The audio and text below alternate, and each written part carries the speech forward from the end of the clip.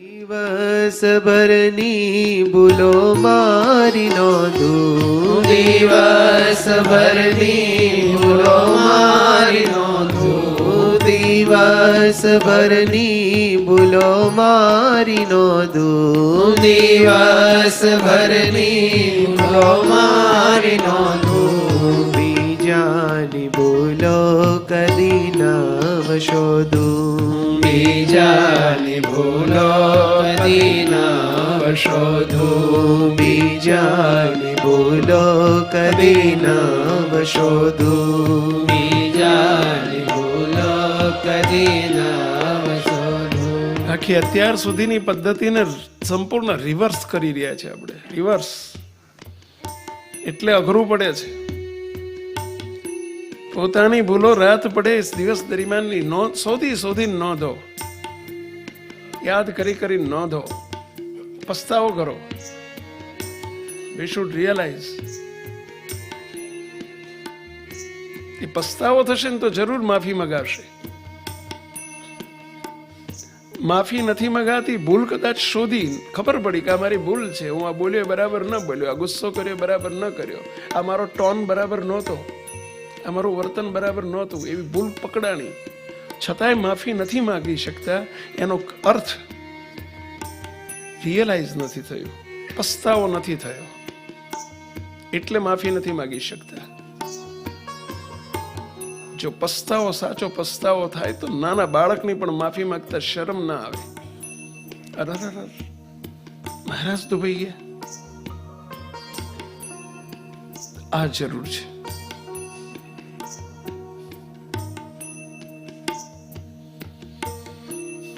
ભલે પછી સામે સત્સંગી ન હોય તોય કરો.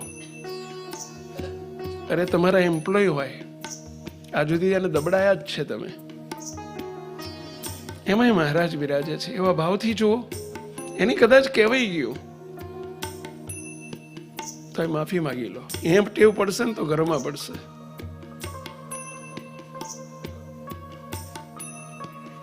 માફી મગાય એમની સ્વામી, એ તો બધા માથે ચડી બે. પછી એ આપણી રોંગ બિલીફ છે. નિર્માની પણ એક અદ્ભુત એવો ગુણ છે. દાસત્વપણું, ગરીબાઈ કેટલો અદ્ભુત ગુણ છે. ગરીબાઈથી કોઈ માથે નથી ચડી બેસતું, એ સૌના માથે ચડીને બેસે છે. એ ગુણ એટલો અદ્ભુત છે, સૌના માથે ચડીને બેસે છે. એટલે સમજ્યા?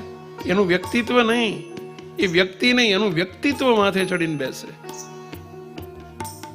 એ વ્યક્તિ માથે ન ચડે, એનું વ્યક્તિત્વ માથે ચડે. એની ઇમેજ સૌના મસ્તક ઉપર હોય. એ રોંગ બિલીફ છે આપણી.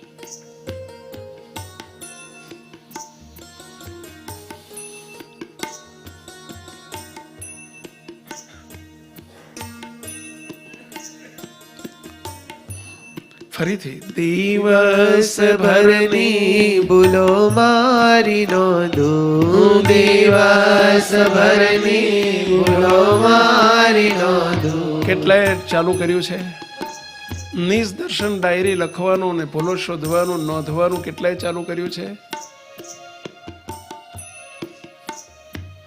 હજુ ઘણા નથી શરૂ કર્યું. 50% એવા દેખાય છે. ના ચાલે સંજય મહારાજ, ના ચાલે. દર વખતે એકની એક વાત આપણે સાંભળીએ ને આપણે રીઢા થઈ જઈએ, ના ચાલે. ફરજિયાત છે. વ્યક્તિ દીઠ નહીં, અરે ઘર દીઠ નહીં, વ્યક્તિ દીઠ આ કરવાનું છે. એક વ્યક્તિ આ કરવાનું છે. આદેશ છે, આજ્ઞા છે, મહારાજનો સંકલ્પ છે. દેહ ભાવને ઘસવો છે, દેહાભિમાનને ઘસવું છે, ને ઘસવા માટેની અક્ષીર ઉપાય છે. પોતાની ભૂલને ઓળખવી એ કોઈ નાની સૂની વાત નથી. અક્ષીર ઉપાય છે. દેહ ભાવ ઘસાય છે સીધો, ભલે તમને દેખાતો નથી,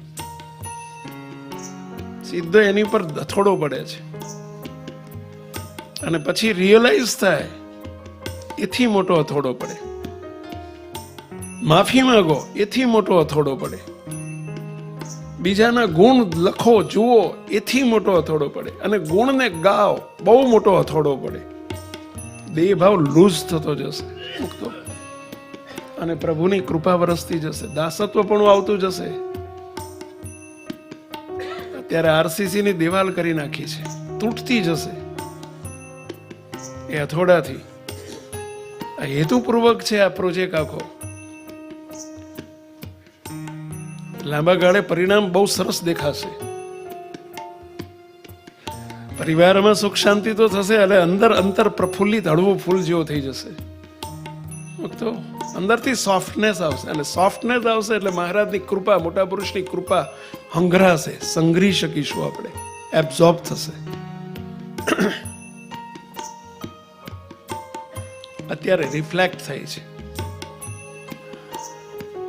અને પછી એબ્ઝોર્બ થશે.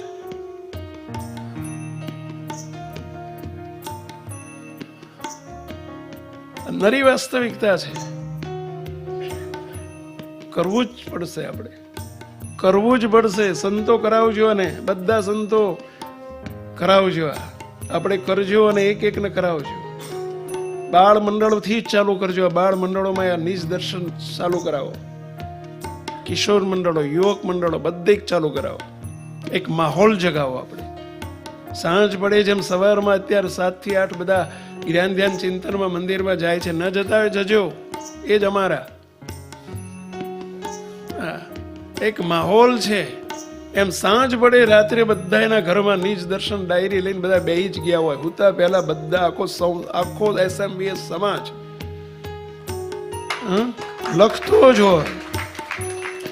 તો મહારાજ કેટલા રાજી થાય જુઓ તો ખરા.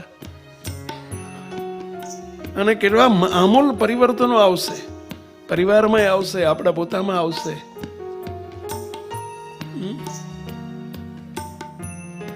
કોઈ બાકાત નથી. આ જેટલા સાંભળો છે બધાને અમારી નમ્ર વિનંતી છે, 2 હાથ જોડીને અમારી અરજ છે,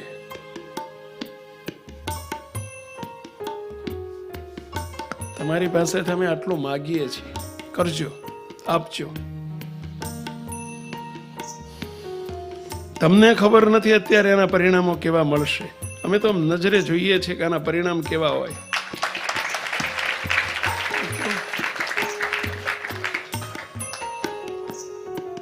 શ્રીજી મહારાજ કેવા રાજી થાય છે જુઓ તો ખરા. એટલે શબ્દ આવ્યો ને, એવા ઉપર શ્રી ઘનશ્યામ સદા સર્વદા રાજી રહે છે. કેવા ઉપર? આ જે કહીએ છીએ ને એના માટેનો આ પ્રોજેક્ટ છે આખો. ગરીબ થવાનો પ્રોજેક્ટ છે, દાસ થવાનો પ્રોજેક્ટ છે, સૌના શિષ્ય થવાનો પ્રોજેક્ટ છે.